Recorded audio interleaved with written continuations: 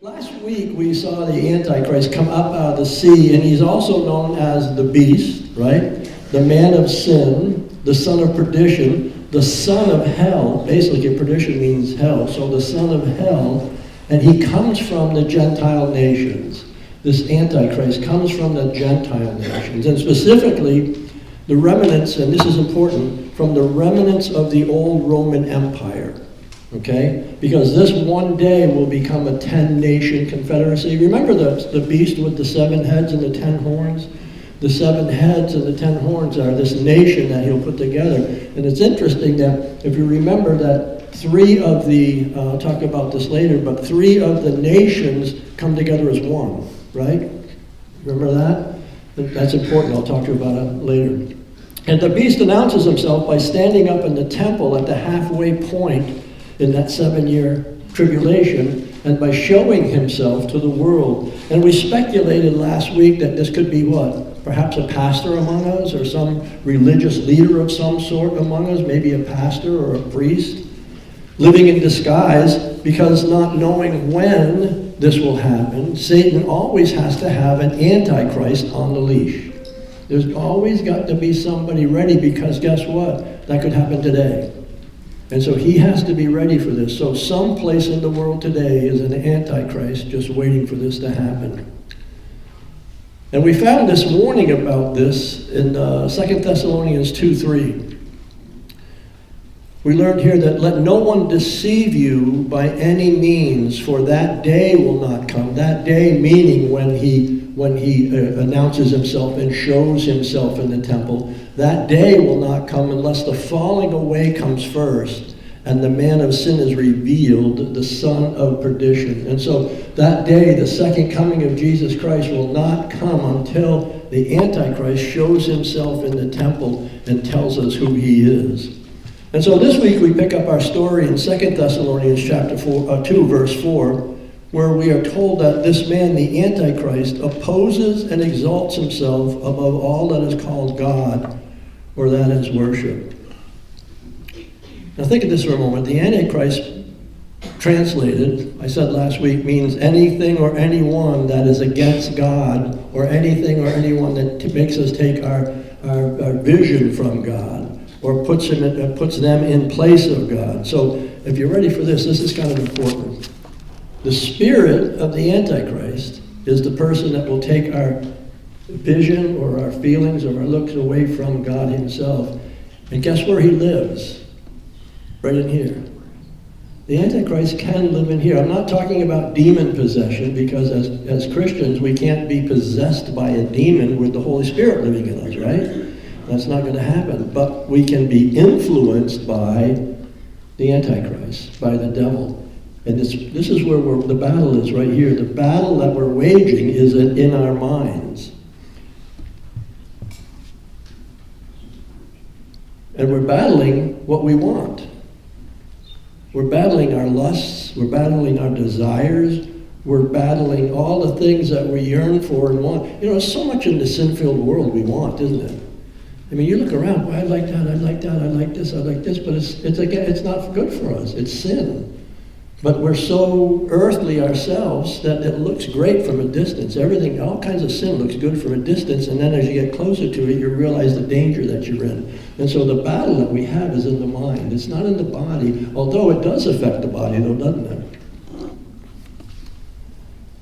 And when that happens, we put Jesus in second place. And when we do, our minds and our bodies are torn. I mean, our mind and our body just doesn't go together. We experience a spiritual famine, if you will, and we're torn in two because of this battle that rages within us.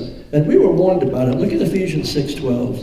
Ephesians warns us of this battle. It says, "For we do not wrestle against flesh and blood, but against what? Principalities, and against powers, against the rulers of the darkness of this age, against spiritual hosts of wickedness in where? The heavenly places." Our battle isn't with each other. Our battle isn't with the earth. Our battle is up here in our minds. And the problem is, it creates havoc in our body. All of this battling that we're having, our mind wants this and our body wants this, and it's just a battle within us, and it's a constant battle unless we keep our focus on Jesus. Keeping our focus on Jesus is the easiest way to overcome urges, the easiest way to overcome wants and desires that the world offers. Just say no and return to Christ. Throw all these other things away and set our eyes on the Trinities. Now, not wanting to hurt anybody's feelings about this, I know that doesn't happen to you, it only happens to me. Right? You've never had this problem. Where you're pulled one way or the other. Should I do this? Should I not do this? Can I do that? Should I not do this? And I know I'm only mentioning it here today so that if it ever does happen to you, you'll know how to fight it, right? Because it's really important. It really is important. All we have to do, I'll say it again, is stop yearning, lusting, and wanting and just turn our attention on Jesus Christ, and it goes right away. Because he'll say, that's not what you want. That's not what you should have. It's easy to do. It's hard to accomplish. It's easy to do. It's easy to turn to Christ and offer and ask for his help, but he does have the power to help us from those situations. So let's turn to the book of Revelation, chapter 13, and we'll begin with verse 9. This is where we are this week. We'll get done to chapter 13. It's been quite a chapter. It's been a long chapter. It's been 3 weeks because there's just so much stuff in it that I think is really, really important. If anyone has an ear, let him hear. He who leads into captivity shall go into captivity. He who kills with the sword must be killed with the sword. Here is the patience and the faith of the saints. A lot of people have said to me, I don't read the book of Revelations. I can't read it. And I say, why? Well, it's too scary. I mean, it just frightens me. I mean, you got demons over here, you got this happening over here, you got people being killed, you got all these things going on, and and it unnerves me. It scares me. And I want you to think about this for a minute. Let's think of it another way. Let's think of it as a book in the Bible. Does any other book in the Bible scare you? No. Should lift us up, right? So why shouldn't Revelation? Why shouldn't we be able to read Revelation and go through it and say, man, this is interesting, this is really cool. Look at this, I'm going to win. We're going to win. I'm assured of my salvation. I'm assured of my future. Nothing's going to bother me now. Read on, baby. That's what we should do. It's not a scary book. It's a book of hope. It's a book of promise. It's a book of peace. It's a blessing that God has given us this book in the Bible so we understand the end. Would you like to sit here right now and go, I don't know what's going to happen. I have no clue what's going to happen at the end of times. Not me, I wouldn't. I'm blessed and you're blessed to have this book. It's not a scary book at all if you read it and know it. There will always be problems and concerns in our lives, right? We'll always have problems and concerns. But people, especially people who don't read the Bible or know the Bible, have you ever noticed that? People who don't know the Bible, who don't know Jesus, who don't have the Holy Spirit in them, they always seem to have a lot of problems. Yeah, they do. But not us, because we can just sit back and filter out our problems and say, wait a minute, I'm saved. I'm saved. This will pass. Everything passes, including gas. Well, you'll remember that, right? It's a huge blessing. And we can read it in anticipation and in celebration at the same time. We can anticipate this, look forward to it. I don't know why we can't. Wayne is just shaking his head up there. You're going to be in heaven forever. Imagine that. Try to figure that one out. That's a real rush. Someday I'm going to be in heaven. I've said this before. Hey, Ray, what's today? Hey, it's my 1,000,000th birthday. I'm aiming for 2 billion years, Imagine that. You'll be in heaven for all of eternity. It's amazing. We will overcome sin, and this book tells us we will overcome sin. Isn't that the neatest part? It guarantees us, it tells us that we will overcome sin, that we will live with the Father and His Son and the Holy Spirit for all eternity. It assures us that as Christians, we don't really have anything to worry about. Let the non-Christians worry about stuff. Stuff gets too heavy, there's too much on your mind, it's bearing down on you, turn to the book of Revelation. Don't be scared, be lifted up. Now in verse 11, we're introduced to one more character, another beast. And this one, unlike the last one, the last one that came from the sea, meaning it came from what? The Gentile nations. This one comes from the land, meaning that he came, or he has, this false prophet has a Jewish background. Revelation 13:11 says, "Then I saw another beast coming up out of the earth." Remember the Jews in the Bible, when they mention the land, the promised land, the Jews are always associated with the land, and the Gentiles are always associated with the sea. "Then I saw another beast coming up out of the earth, and he had 2 horns like a lamb, and he spoke like a dragon." So the second beast is a different beast, and instead of coming from the Gentile nations, he comes from the Jewish nation, and the Bible tells us specifically from the tribe of Dan. And so if you ever see a Jewish fellow from the tribe of Dan walking around in a devil suit, you'll know what's going on. But together, the Antichrist and the false prophet put together this 10-nation confederacy. So I want you to see how much of a nerd I really am, and how this stuff interests me and what I do. I just turn into a blooming nerd when I read that there's going to be like a 10-nation confederacy, because then I go like, okay, let's figure this one out. And I start looking and reading and start trying to understand what this confederacy could be, and I realize it's going to come from the old Roman Empire, which covered most of the known land at that time. And so I realized these nations are going to come together from France and Germany and places like that, and all come together into this 10-nation confederacy. And the 7 heads with the 7 heads with the 10 horns is important here too. Remember we said that the three countries kind of came together as one? And so last week I thought, well, maybe there could be a pastor out there alive today that could be the false prophet or the Antichrist. And so why not, maybe this is in place too, right? Maybe this is already happening right before our eyes and we don't see it.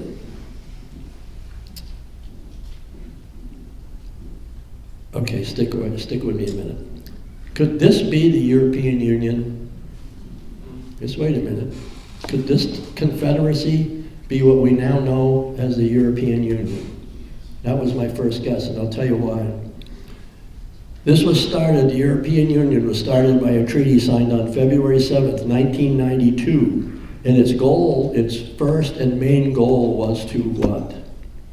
Form a currency, a common currency among all the European nations. That sounds kind of familiar in the Bible, doesn't it too? Like a common currency and dealing and bartering and all of that. And it came to fruition back in November 1, 1993 when the treaty was accepted and signed by all parties. And this is a bit vague, but embracing a new currency and establishing a new judicial system are the 2 main points, right? Why would you want to control the judicial system? So everybody follows your rules and regulations. Everything would change. Everybody follows whatever this confederacy puts together, this union of nations. And it was once part of the old Roman Empire, and I know it has 27 members in there now, but it has to be whittled down. It has to be whittled down, or Satan only chooses 10, because we know he puts a 10-nation confederacy together.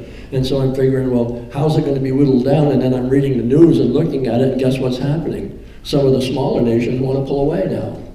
They signed the treaty and they said, you know what, this isn't for us anymore. It's gotten so big with 27 nations that we're just a little tiny country. We have no say.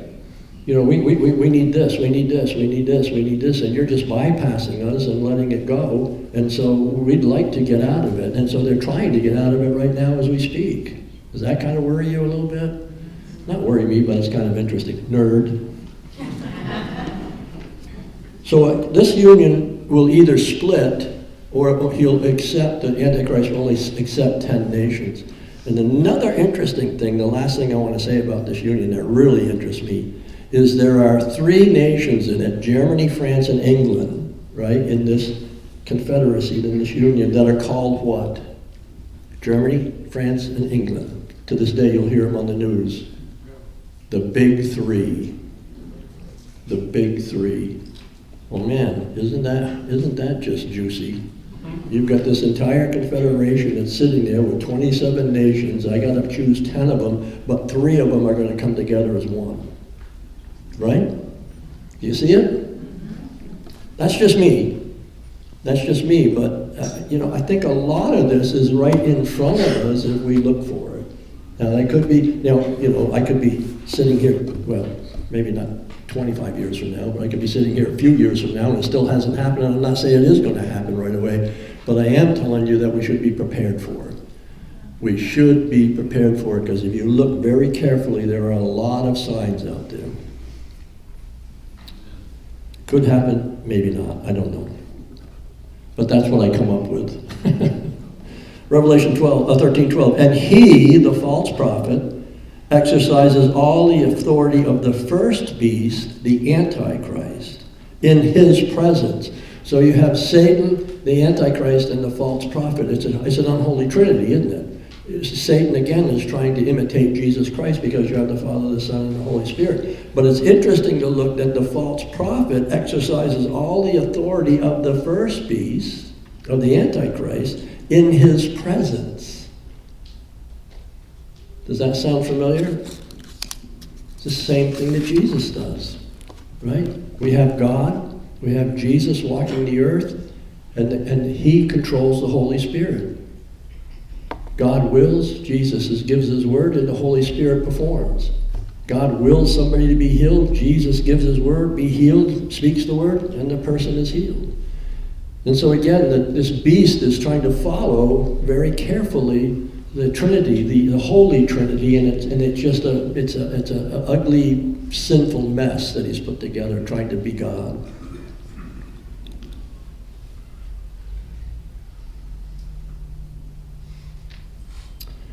He will also go against us in 3 different ways. He will go against the faithful in 3 ways. He'll fill them first with terror. So now we're gone, we've been raptured, we're up in heaven, and now the first thing he's going to do during this 7-year period is he's going to fill the remaining people who are left with terror. And a lot of those people are going to turn to Christ, aren't they? It's going to scare them. They're going to turn to Christ. Second, he'll fill them with gifts. And third, he'll impress them with wonders and signs. And so the first thing he's going to do is he's going to make everybody fear him so he can have his own ways. Then he's going to give gifts to those he needs in his regime, if you will. Gifts of money and perhaps great houses and all of this stuff. And then finally he's going to woo them with wonders and signs. And those who believe him and will get much gold and money.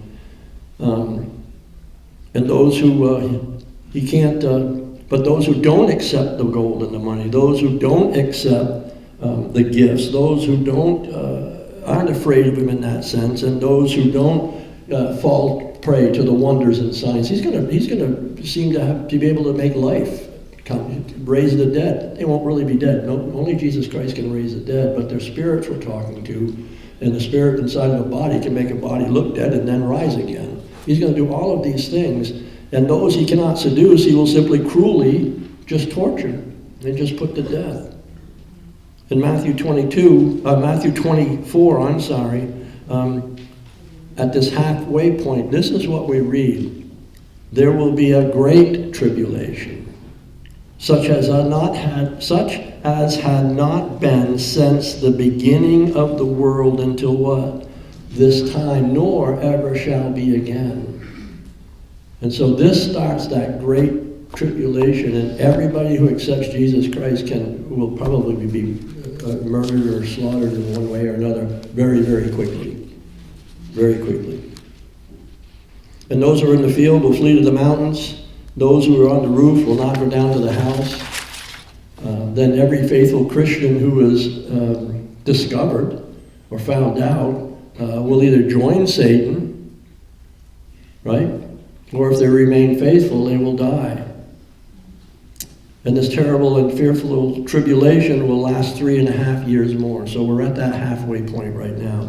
Matthew 24:22, and unless those days were shortened, no flesh would be saved, but for the elect's sake, those days will be shortened. If those days weren't shortened, this tells me that life as we know it on the earth would completely vanish.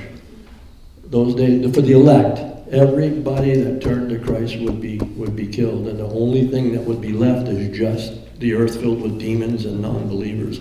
And so this is why it was cut short to 3.5 years, so that at least, because in the new heavens, in the 1,000-year period, stop and think about this, we'll get to that someday. In the 1,000-year period where Christ reigns on earth afterward, and we come down, we're going to have our resurrected bodies, but what are we going to live among? Flesh and blood people. Flesh and blood people who made it through this time, and now are going to live on the earth. They may have elongated lives, I don't know about that, but I do know that flesh and blood makes it through this time. This tells us, for the sake of the elect. And then what will our job be? Teachers, preachers, to help them, assist them on their way. But guess what? When the 1,000-year period is over, guess what? There's still sin. And there will still be those that refuse him. We'll get onto that later. Revelation 13:14 says, he performs great signs so that even he makes fire come down from heaven on the earth in the sight of men. And he deceives those who dwell on the earth by those signs which he was granted to do in the sight of the beast, telling those who dwell on the earth to make an image of the beast who was wounded by the sword and lived.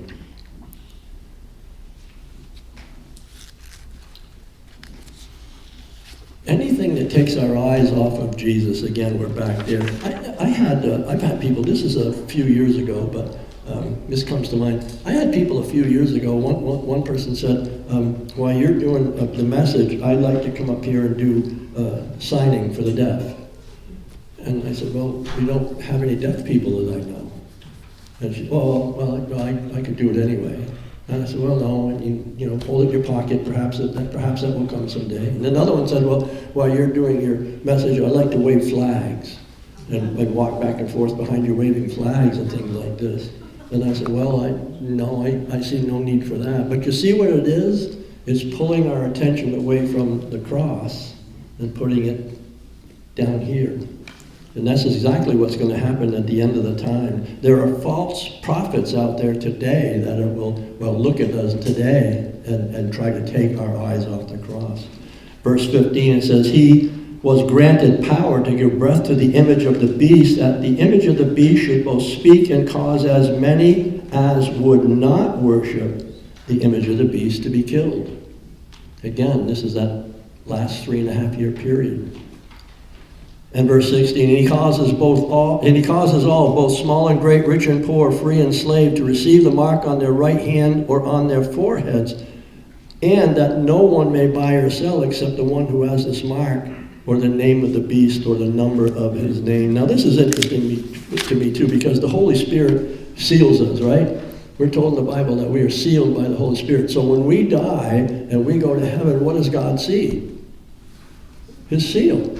We belong to him. Come on in, Ray. Come on in, so-and-so. Come on in. You're mine. You belong here. The seal is from, really quickly, because I know we're getting short on time. The seal is it comes from that culture then, when you would go to the market and you would have a bag with you and you would buy all your goods and you go here and buy this from this person and this from this person and this from this person. And then the last person you went to, you would fold it over, they put a wax seal on, you had your ring and you would put your seal in it. And then what would happen is you'd go home and then they would deliver it. So we had DoorDash way back then. They would deliver it, but when it got to your home, you would look at the seal. Oh, that's mine. So I know everything I purchased is still in there. And so God is saying the same thing. I purchased him, and that's him, that's her, that's mine. That belongs to me. Satan does the same thing. Verse 18, here is wisdom. Let him who has understanding calculate the number of the beast, for it is the number of a man. His number is 666. Now, when they say that we're sealed, it's really an interesting thing. Sealing to us is sealing with a signet ring, maybe on wax or something. Sealing by the devil, the Greek word means by fire. By fire. So what that means is a brand. It means brand, actually, is what it means. And so now we're going to have brands someplace on us, sealed by Satan with a brand. Now look at the difference between God and Satan. God who loves us dearly and who died for us, his son died for us, we are sealed by a sign of the cross maybe or something, but we're sealed not by something physical, but we're sealed because when God looks at us, he sees the Holy Spirit. Now think of how much Satan hates you. We're going to literally burn people with a seal. They'll brand them in the head with a seal. That's how much he hates you. And imagine if he hates you that much on the earth, how much fun you're going to have in hell with him someday, when he really hates you. It's very interesting to look at the things. Leviticus 11:44, for I am the Lord your God, you shall therefore consecrate yourselves, and you shall be holy, for I am holy. Neither shall you defile yourselves. This meaning, don't defile yourselves with this seal. Don't take the seal that the devil wants you to give you at the time. The people who take the seal at the time are dead then spiritually, and will live forever in hell. The people who don't take the seal with Jesus Christ will die then, but they will live forever in eternity in heaven.